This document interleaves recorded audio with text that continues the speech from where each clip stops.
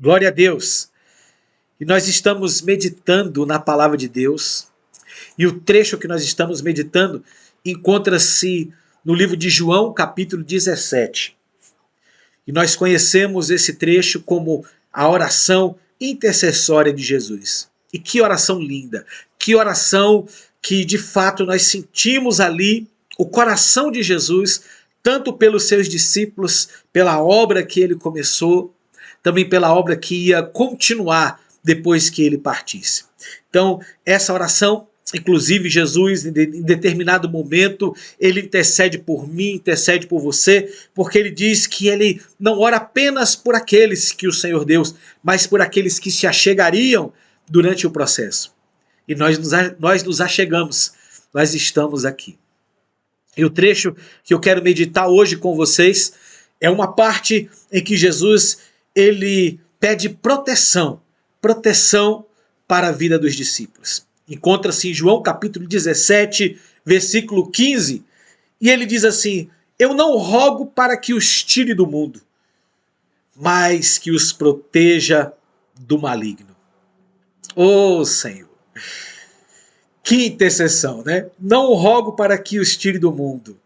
Ele poderia ter pedido: Senhor, arrebata todo mundo. Pai, leva todo mundo comigo. Mas ele sabia que ele ia precisar que os discípulos permanecessem no mundo. Permanecessem no ambiente do mundo, não vivendo como o mundo. Então essa oração não é para que os tire do mundo no que diz respeito ao mundanismo, à carnalidade do mundo, aos pecados do mundo. Não é isso, não. Para que os discípulos continuem no mundo, mas para que a gente continuasse aqui, sendo sal e luz, como é uma oração frequente que eu faço, para que tanto eu, você, sejamos sal e luz. E ele diz: eu oro não para que os tire do mundo. Existe um lugar que você precisa estar. E como é que eu sei, pastor? Qual é o lugar que eu tenho que estar? Como é que eu sei o lugar nesse mundo que o Senhor quer que eu esteja? É simples. É aí onde você está agora. Esse é o lugar que Deus quer que você esteja. E é nesse lugar que você tem que ser sal e luz. É nesse ambiente que você tem que ser sal e luz. É nesse lugar que você tem que testemunhar de Jesus, que você tem que pregar a palavra de Deus, que a sua vida tem que mostrar a transformação de Cristo para outras pessoas à sua volta.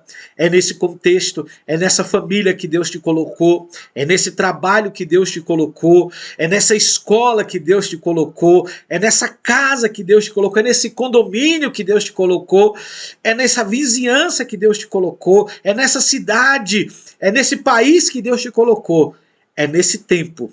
Esse é o lugar que você deve estar, é esse o lugar que você deve ser sal e luz do mundo. Muitas pessoas ficam buscando: Deus, onde é que eu devo ir? Para onde o Senhor quer me enviar? O que eu devo fazer quando chegar lá? Não, querido, é agora. A hora é agora, já chegou. Os verdadeiros adoradores adoram o Pai em espírito e em verdade. Aonde eles estão, e aonde eles estão, eles declaram que Jesus Cristo é o Senhor das suas vidas. Se Deus te enviar para algum outro lugar, você continua sendo sal e luz nesse outro lugar. Mas enquanto você está plantado, inclusive é uma frase daquele filme Desafiando o Gigante, muito linda, né? Que nós temos que florescer aonde nós estamos plantados. E aonde você está plantado é o lugar que você tem que florescer.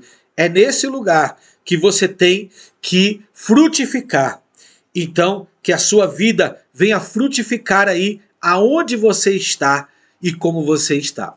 Mas a oração dele, a oração de Jesus, além de que você seja exemplo, que você seja bênção, além de que você seja instrumento dele, aí onde você está, né? Por isso é que ele pede não para que nos tire do mundo, ele pede também proteção do maligno. E ele vai dizer aqui no versículo 15, mas que os proteja do maligno. E é claro que quando a gente fala sobre proteção do maligno, o Senhor vai acampar os seus anjos. O Salmo 91 vai nos dizer que ele acampa os seus anjos ao redor daqueles que os temem para os livrar e os guardar. Então, não é você que dá ordem a anjo, você pede que o Senhor envie os seus anjos e Deus vai mandar os seus anjos para te guardar, para te livrar, para te abençoar. Então o Senhor vai cumprir esse papel na minha e na sua vida. Mas existem coisas que nós temos que tomar cuidado, que nós temos que vigiar, que nós temos que prestar muita atenção. Porque a palavra de Deus diz que o nosso inimigo, o diabo, está de redor como leão, procurando quem possa tragar.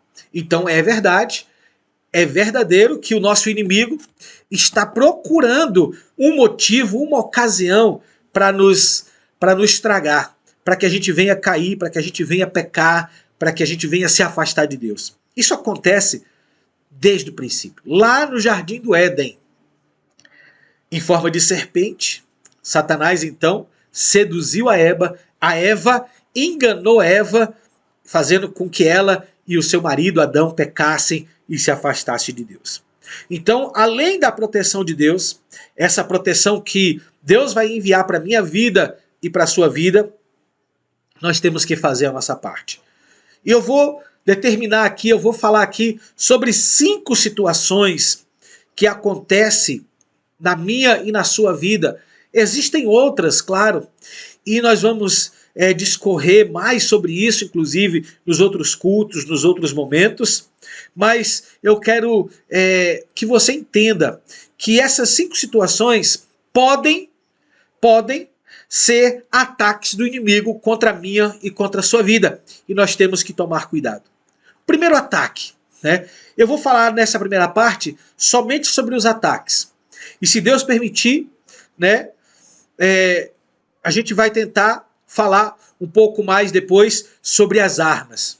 Eu não sei quanto tempo eu vou conseguir finalizar isso, mas ainda vamos ter outras pessoas aqui também comentando sobre isso, mas são os ataques e depois as armas que nos protegem desses ataques. O primeiro ataque que eu quero conversar com vocês é sobre a tentação. O diabo, ele pode nos tentar a pecar. Ele nos tenta a pecar. Ele oferece prazeres momentâneos em troca da nossa fidelidade com Deus.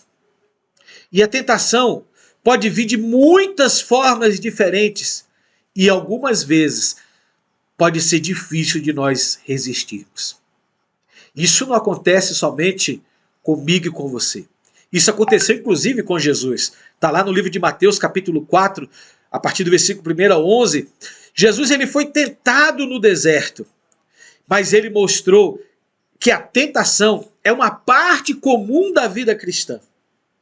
E como é que então, eu já vou dar essa arma, como é que a gente vence a tentação? Através da oração e da vigilância. Em Mateus 6,13, Jesus nos ensina a orar para que não sejamos levados à tentação. Ele diz assim: não nos deixe cair em tentação, mas livra-nos do mal. A oração é uma arma poderosa que nos ajuda a nos manter conectados com Deus e a buscar forças para resistir à tentação. E a oração e a vigilância, né? Ele diz: orai e vigiai para não cair em tentação. Em Mateus 26:41, Jesus nos ensina a vigiar e orar para não cairmos em tentação. O espírito, na verdade, está pronto, mas a carne é fraca. Precisamos estar atentos e vigilantes para não cairmos nas armadilhas do diabo. Querido, a armadilha do diabo vai vir toda hora sobre a minha e sobre a sua vida. Tem até uma música de Tales que ele diz assim: mas todo dia o pecado vem, todo dia a tentação vem, todo dia as ofertas do mundo vêm, todo dia o banquete do mundo vem, mas ele faz uma escolha. Ele diz: mas eu escolho Deus, eu escolho ser amigo de Deus, eu escolho Cristo todo dia. Que essa seja a sua escolha. A tentação vai aparecer, mas se você estiver em oração, se você estiver vigilante, você não vai deixar essa tentação derrubar você. Então, quando Jesus ora para que nos livre do maligno, um dos ataques do maligno é a tentação, a fraqueza espiritual, que você esteja firme e essa firmeza em Cristo te leve, através da oração, através do jejum, inclusive, né, e da vigilância, a se manter firme dos ataques do maligno. O segundo ataque que eu quero falar com vocês é a dúvida. O inimigo pode nos atacar com muitas dúvidas, fazendo-nos questionar a nossa fé, questionar as promessas de Deus. Lá em Gênesis 3, o diabo usou a dúvida para levar Eva ao pecado. Não sei por que eu quero falar Eva. Para levar Eva ao pecado, questionando o que Deus havia dito a respeito da árvore proibida, lembra? Então o diabo chega, a serpente chega e fala assim, Deus disse que você não pode comer por quê? E aí Eva fala, conversa com ele, e o diabo então vai naquela tentação, colocou dúvida. Não, é porque o dia que você comer você vai se tornar igual a ele. Quantas vezes o diabo coloca dúvida no nosso coração? Será que eu devo mesmo seguir a palavra de Deus aqui? Será que eu devo mesmo ser fiel aqui nessa área que a Bíblia fala? Será que eu devo mesmo ser fiel a Deus? Porque até agora eu tenho feito tudo certo e tem dado tudo errado. Eu tenho feito tudo certo e só vejo coisas ruins acontecerem. E o diabo coloca essas dúvidas no nosso coração. Mas como é que nós combatemos a dúvida? Através da fé. A arma para nós combatermos a dúvida é a fé. Hebreus 11:6, a Bíblia nos ensina que sem fé é impossível agradar a Deus, porque é necessário que aqueles que se aproximam de Deus creiam que Ele existe em primeiro lugar e que se torna galardoador dos que o buscam. A fé é a nossa confiança em Deus e na sua palavra e nos ajuda a enfrentar as dúvidas e a incerteza que surgem na nossa caminhada cristã. Como é que você vai adquirir fé? Pastor, eu queria muito ter fé, mas assim eu me considero fraquinho às vezes, eu me considero às vezes assim tão difícil manter uma caminhada de fé. A Bíblia diz que a fé vem pelo ouvir e ouvir a palavra de Cristo. Quer aumentar a fé no seu coração? Ouça o que Jesus fala, ouça a palavra de Deus, leia a palavra de Deus, escute a palavra de Deus, leia em voz alta e tome posse. 1000 cairão ao meu lado, 10.000 cairão à minha direita, mas eu não serei atingido. O Senhor é o meu pastor e nada me faltará. Nos dias de luta, de dificuldade, nos dias que você estiver passando momentos difíceis, diz assim, né? Ainda que eu ande pelo vale da sombra da morte, não temerei mal algum, porque tu estás comigo. Que a palavra de Deus encha o seu coração de fé. Declare a palavra de Deus. Encha o seu coração da palavra de Deus. Inclusive foi com a palavra de Deus que Jesus lá no deserto, ele venceu aos ataques do maligno, as tentações do diabo. Ele usou a palavra de Deus dizendo, está escrito. Então quando você declara o que está escrito, além de ser uma arma, a espada que sai da boca, que é a palavra de Deus, você enche o seu coração de fé e você blinda o seu coração de toda dúvida, de todo receio, de tudo aquilo que o diabo está tentando fazer com que você vacile. Se assegure na palavra de Deus. Uma outra estratégia, um outro ataque maligno para que a gente caia, para que a gente vacile, é o medo. O inimigo nos ataca com essa fé, com essa arma, com essa seta de medo em nosso coração. Ele quer nos fazer sentir impotentes, incapazes de lidar com os desafios da vida. Olha que isso é muito mais comum do que você possa imaginar. Quantas pessoas hoje estão vivendo, inclusive, o que a ciência diz que é a síndrome do medo, a síndrome do pânico. Isso é um estado elevadíssimo de medo que pessoas já estão vivendo. Mas 2 Timóteo 1,7, Paulo escreveu que Deus não nos deu um espírito de medo. Ele não te deu um espírito de medo, mas de poder, amor e autocontrole. Louvado seja o nome do Senhor. Inclusive a palavra de Deus diz que no amor de Deus, o amor de Deus lança fora todo medo. Então, se você agora está vivendo uma situação de medo, medo em alguma área da sua vida, seja na área sentimental, seja na área financeira, seja na sua caminhada com Cristo, se o diabo está te atacando hoje, se o maligno está te atacando com medo, que o amor de Deus agora invada o seu coração, porque no perfeito amor não há medo, não há temor. Antes, o perfeito amor lança fora todo medo. Que essa arma, o amor de Deus, venha encher o seu coração. Está lá em 1 João, se você quer anotar aí, onde fala esse versículo, 1 João capítulo 4, versículo 18, diz: no amor não há medo, antes o perfeito amor lança fora todo medo. Ora, o medo produz tormento, logo aquele que teme não é aperfeiçoado no amor. Quando nós estamos cheios do amor de Deus, não precisamos temer as circunstâncias ou os ataques do inimigo. Que você se sinta agora abraçado, abraçada pelo amor do Senhor. Que você se sinta agora abraçado pelo cuidado do Senhor. E que todo medo que Satanás tentou colocar sobre a sua vida, de que você vai fracassar, de que vai dar errado, caia por terra em nome de Jesus. E a paz de Deus, que excede todo entendimento, tome conta agora do seu coração e preencha o seu coração com essa paz em nome de Jesus. Um outro ataque que o maligno faz contra as nossas vidas é a culpa. O inimigo pode nos atacar com culpas, fazendo-nos sentir como se nunca pudéssemos ser perdoados por nosso pecado. Essa é uma das coisas mais terríveis que ele faz. E tem pessoas hoje que estão vivendo nas prisões que Satanás colocou, estão algemados, estão em cadeias, estão em grilhões, porque se sentem culpados, se sentem ali que são incapazes de ser perdoados por Deus. Mas Romanos 8:1 diz que não há condenação para quem está em Cristo Jesus.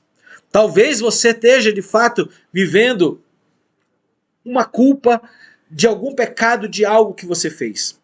Mas no momento em que você confessa o seu pecado, a palavra de Deus diz: aquele que confessa e deixa, alcança misericórdia. Queridos, você confessa. E quando você confessa e você toma posse pela fé do perdão, que o Senhor te perdoa, que o Senhor te redime, que o Senhor te restaura, não existe condenação mais alguma. Quando o diabo vir com a culpa no seu coração, quando o diabo vir com a culpa sobre a sua vida, diga para ele: verdade, Satanás, eu pequei, é verdade, você está certo, eu fiz isso, eu pequei, mas eu quero dizer, pelo poder do sangue de Jesus na minha vida, eu fui perdoado, eu estou liberto e não existe condenação mais para mim, porque eu estou em Cristo Jesus. Em Cristo nossos pecados são perdoados, a nossa culpa é removida. E nós precisamos nos lembrar sempre que somos filhos de Deus e que Ele nos ama incondicionalmente. Louvado seja o nome do Senhor. E a última estratégia, a última seta que o diabo usa para derrubar muitas pessoas. É claro que existem outras tantas, eu não tenho tempo aqui para discorrer sobre tantos ataques do maligno, eu estou falando aqui apenas alguns, né? É o orgulho. O inimigo pode nos atacar com orgulho. E como é difícil nós entendermos que estamos caminhando em orgulho. Ele faz pensar que nós somos melhores do que outras pessoas. E que por sermos melhores de outras pessoas, quem precisa de Deus é o irmãozinho tal. Quem precisa da misericórdia de Deus é fulano de tal, que está vivendo em um momento de dificuldade, de queda. E que nós não precisamos de Deus, nós já estamos bem. Quem precisa de misericórdia é o irmão fulano de tal. Me lembrei agora daquela passagem onde tinha o fariseu e o publicano. E o fariseu começa a orar e fala assim: eu não sou como outras pessoas, ou como esse publicano, pecador, né, miserável. Querido, cuidado com o orgulho. Em qualquer área da sua vida, tome cuidado com o orgulho. Provérbio 16:18, a Bíblia adverte que o orgulho vem antes da queda. Antes de cair, o coração da pessoa se enche de orgulho. Muitas vezes nós sentimos orgulho até, olha, preste atenção do que eu vou falar, né? Eu sou tão humilde, tão humilde, tão humilde, que a pessoa sente orgulho de ser humilde. Querido, cuidado, o orgulho é uma estratégia de Satanás para derrubar muitas pessoas. Engraçado que algumas pessoas elas não entendem a diferença de ser humilde e de se humilhar. Porque algumas pessoas falam assim, mas eu tenho sido tão humilhada, eu tenho sido tão humilhado ultimamente. E a Bíblia diz que os humilhados serão exaltados. Aprenda a ler a palavra de Deus. Leia corretamente o que a Bíblia diz. A Bíblia não diz que os humilhados serão exaltados. A arma para nós vencermos o orgulho é justamente isso, a humildade. A humildade. E quando a Bíblia diz que os humilhados serão exaltados, você tem que pegar o versículo corretamente. Aquele que se humilha. Quando você se humilha, quando você desce o degrau, quando você se rebaixa, aí Deus tem condição de te abençoar e de te exaltar. Mas quando você não faz isso, você vai sofrer humilhação. Deus vai colocar pessoas na sua vida para te humilhar, para quebrar você. A Bíblia diz que Deus dá graça ao humilde, mas resiste ao soberbo. Existe uma resistência de Deus àqueles que se ensoberbecem. Que você hoje vem entender a diferença de ser humilhado e de se tornar humilde. Humilde é aquele que não se importa com o que estão falando com você. Se você tiver um coração orgulhoso, você vai dizer, estão me humilhando, isso é humilhação demais. Eu não posso ouvir, isso é humilhação demais. Fulano de tal falar isso para mim, eu não admito isso. Não, queridos, humilde é aquele que está passando a dificuldade, que está passando a luta e tem o coração como de Cristo. Está passando perseguição, está sofrendo afrontas, está sofrendo inclusive maltratos, está sofrendo insultos. E ele faz como Jesus fez. Pai, perdoa-lhes, porque eles não sabem o que fazem. Pessoa que tem um coração humilde. Nesse momento, no momento em que alguém se levantou para humilhá-lo, não vai conseguir porque ele já é humilde. Não vai conseguir porque o coração dele não é orgulhoso. E o máximo que ele pode fazer, Senhor, tem misericórdia, Senhor, de fulano de tal. Tem misericórdia. Não leve em conta o que ele está falando, ele está sendo ignorante agora. Abençoe a vida dele. Aprenda a se humilhar. Como eu falei, Provérbios 11:2 nos ensina que a humildade, que ela precede a honra. Quando vem o orgulho, vem também a desonra. Mas quando os humildes, está a sabedoria. Então que você aprenda a ser humilde no Senhor e vencer o orgulho que muitas vezes Satanás tem colocado em nosso caminho para nos derrubar. Precisamos reconhecer que tudo que temos, tudo que somos vem de Deus e manter uma atitude humilde diante dele e diante dos outros. A humildade nos ajuda a resistir ao orgulho e a nos submetermos à vontade de Deus em nossas vidas. Vocês lembram a oração de Jesus lá no Getsêmani? Pai, se possível, passa de mim esse cálice. Todavia, não seja feita a minha vontade, mas a tua. Jesus fez quantas vezes essa oração? 3 vezes. Por que ele precisou fazer 3 vezes essa mesma oração? Porque ele tinha que submeter a vontade dele à vontade do Pai. Enquanto o coração dele não fosse convertido à vontade do Pai, ele continuou orando. Seja feita a tua vontade, seja feita a tua vontade, seja feita a tua vontade. Aceitei, Senhor, a tua vontade. E aí ele estava pronto para ser entregue. Que o Senhor venha te abençoar, que o Senhor venha te proteger, livrar desses ataques, da tentação, da dúvida, do medo, da culpa, do orgulho e de toda outra arma, de toda outra seta que o maligno tentar jogar contra a sua vida para te derrubar. Na palavra de Deus, você vai encontrar força e refúgio. Tome posse da armadura de Deus. Tome posse dessa armadura para que você possa resistir no dia mau. Não é no dia mal você se revestir da armadura de Deus. Você já anda com essa armadura. E você não faz o striptease dela. Você não tira a armadura quando você está bem. Você continua com a armadura do Senhor na sua vida. Que Deus possa te abençoar, que Deus possa te sustentar. E que essa oração que Jesus fez por mim e por você, para que o Senhor nos proteja do maligno. Que venha a bênção do Senhor para te proteger, mas que tanto eu como você, cada um de nós possamos fazer a nossa parte e através do Senhor nós caminharmos para o alvo que é Cristo. Deus te abençoe em nome de Jesus.